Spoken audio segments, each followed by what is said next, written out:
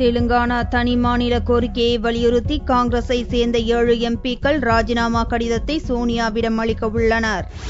தெலுங்கானா தனி மாநில கோரிக்கை தொடர்பாக ஆந்திர அனைத்து கட்சிகளின் கூட்டம் டெல்லியில் டிசம்பர் 28ஆம் தேதி நடந்தது.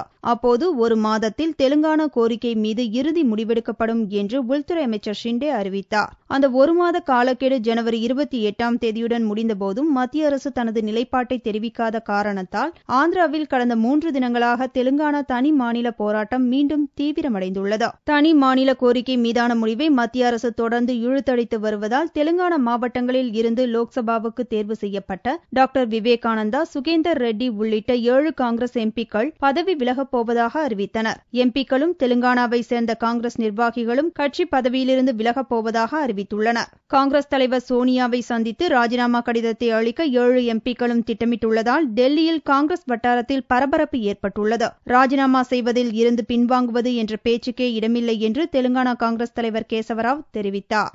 And handing it over to her our resignation. There is no compromise or any change as far as this is concerned. இதனிடையே தெலுங்கானா தனி மாநில கோரிக்கை மீது தொடர்ந்து ஆலோசனை நடத்தப்பட்டு வருவதாக உள்துறை அமைச்சர் சுஷில்குமார் ஷிண்டே டெல்லியில் கூறினார். இறுதி முடிவை எடுக்க சிறிது காலம் பிடிக்கும் என்று கூறிய ஷிண்டே புதிய காலக்கெடு எதையும் தெரிவிக்க மறுத்துவிட்டார்.